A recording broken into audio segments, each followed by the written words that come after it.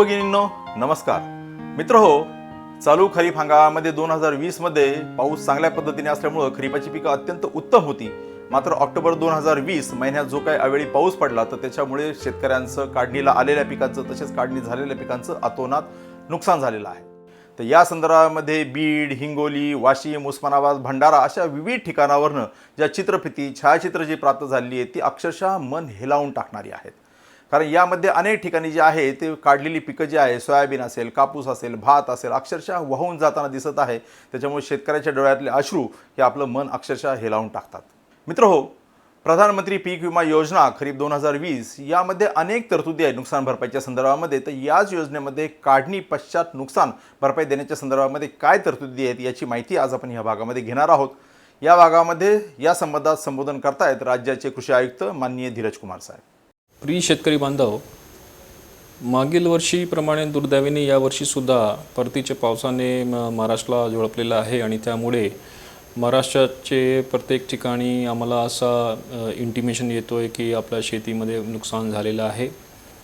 या सर्व गोष्टीवर शासन आपला पाठीमागे आहे आणि प्रत्येक ठिकाणी आपला कृषी सहाय्यकपासून आपले पूर्ण कृषी विभागचे अधिकारी आपल्यासोबत आहे आणि आपल्या शेतामध्ये जाऊन पंचनामा वगैरेच्या कारवाई सुरू आहे. याबद्दल सर्व जिल्हाधिकाऱ्यांना सुद्धा आपल्याकडून संदेश गेलेले आहे आणि आमची अपेक्षा आहे की आपला जे काही नुकसान झालेलं आहे याच्यामध्ये रितसर पद्धतीने पंचनामा होणार आणि आपला या नुकसानीच्या शासन जरा ठरलेल्या नियमाप्रमाणे याच्या कंपन्सेशन तुम्हाला मिळणार आहे.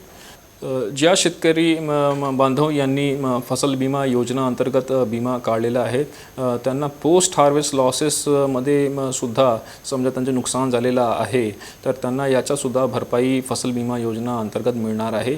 यासाठी तुमच्या नुकसानीचे 72 तासाचे आतमध्ये तुम्हाला संबंधित इन्शुरन्स कंपनीला कळवणं आवश्यक आहे. हे ॲपचा जास्तीत जास्त वापर करावे आणि या ॲप डाउनलोड करून याच्यावर जर तुम्हाला इंटिमेशन खरोखर द्यायचे आहे तर या ॲपचा वापर करावे.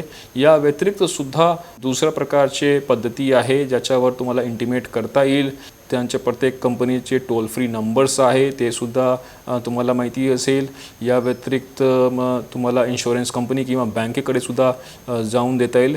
परंतु या सर्व केसेसमध्ये मग तुम्हाला डॉक्युमेंट्स वगैरे तयार करावे लागेल आणि विभाग आपल्या स्तरावर पूर्ण प्रयत्न करणार आहोत की आपला हे जे काही नुकसान आहे त्याच्याबरोबर आपला विमा योजनेप्रमाणे तुम्हाला जे काही कंपन्सेशन आहे ते आम्ही मिळण्यासाठी पूर्णपणे कटिबद्ध आहोत.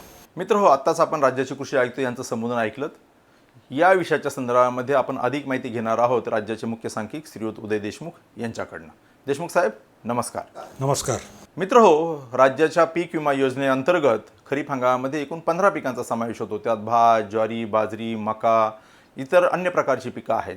तर या योजनांचं काढणी पश्चात नुकसान झाल्यानंतर शेतकऱ्यांनी काय कार्यपद्धती अवलंबावी मला वाटतं की उदय देशमुख साहेब या संदर्भामध्ये आपल्याला सांगतील. देशमुख साहेब, हे काढणी पश्चात नुकसान भरपाई देण्याच्या संदर्भामध्ये नक्की काय निकष आहेत?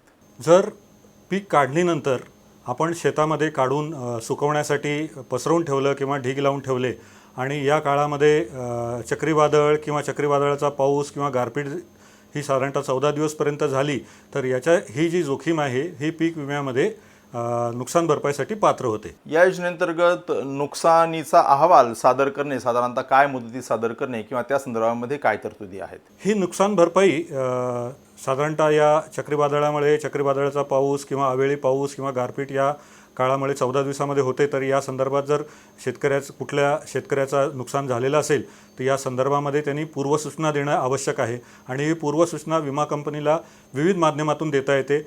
याच्यामध्ये सगळ्यात महत्त्वाचं म्हणजे क्रॉप इन्शुरन्स ॲप किंवा पीक विमा ॲप म्हणून जे केंद्र सरकारचं ॲप आहे हे मराठीमध्ये उपलब्ध आहे आणि याच्यामध्ये आपल्याला पूर्वसूचना देता येते. हे सगळ्यात महत्त्वाचं आहे कारण या ॲप साठी कुठलेही कागदपत्र आपल्याला द्यावं लागत नाही. गेल्या वर्षी आपण बघितलं असेल की खरीप 19मध्ये आपल्याला कृषी विभागाच्या कार्यालयापुढे अर्ज घेऊन त्याच्यासोबत भरपूर कागदपत्र घेऊन आपल्याला लाईन लावावं लागले. हजारोच्या शेतकऱ्यांमध्ये लाईनमध्ये आपल्याला त्रास झाला. परंतु आता ह्या परिस्थितीमध्ये हे जे काही ॲप आहे, ह्या ॲपमध्ये आपण आपला जो विमा नोंदणीचा ॲप्लिकेशन ID आहे, अर्जाचा जो क्रमांक आहे, हा अर्जाचा क्रमांक टाकून आपण याच्यामध्ये नोंदणी करायची. आपल्या मोबाईल क्रमांकावर OTP येईल आणि या माध्यमातून आपण नोंदणी एकदा केली की आपलं जे काही नुकसान झालेलं आहे या नुकसानीचं आपल्या शेतामध्ये जाऊन छायाचित्र किंवा व्हिडिओ टाकून आपला बाकीचा तपशील भरला की मग आपल्याला याचं विमा कंपनीमार्फत सर्वेक्षण होईल.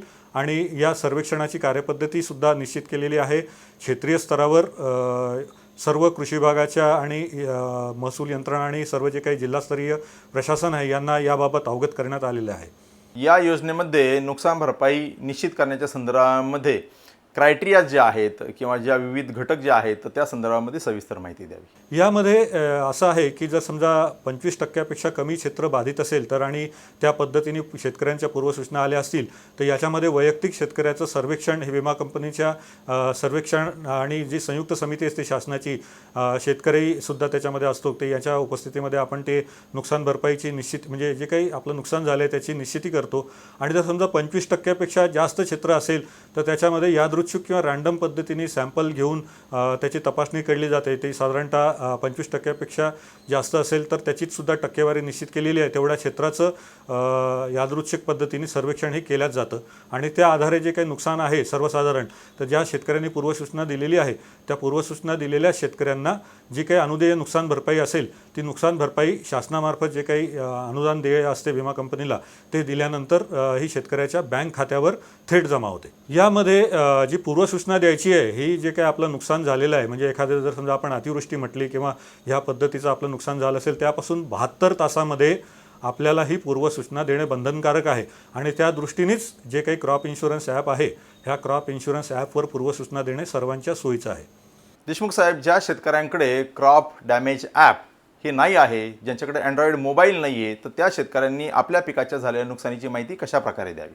तर या शेतकऱ्यांनी याचा संदर्भात जो अर्ज आहे तो अर्ज आणि त्याच्यासोबत जी कागदपत्र आहे म्हणजे आपण विमा हप्ता भरल्याची पावती, त्याच्यासोबत आपले जे काही जर समजा जे कर्जदार शेतकरी असतील तर त्यांनी आपला किसान क्रेडिट कार्डचा तो जो क्रमांक असतो तो, अशा स्वरूपाची सर्व कागदपत्रे कृषी विभागाच्या कार्यालयात किंवा विमा कंपनीचे जे काही प्रतिनिधी त्यांच्या ताब्यात देणे आवश्यक आहे.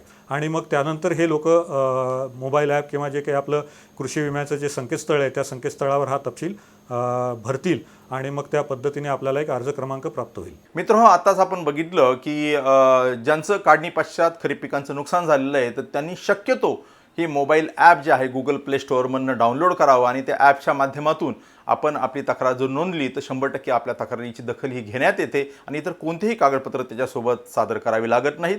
मात्र ज्यांच्याकडे ॲप नाही तर त्यांनी सर्व कागदपत्रांसहित संबंधित विमा कंपनीला अर्ज तात्काळ करणं हे गरजेचं आहे.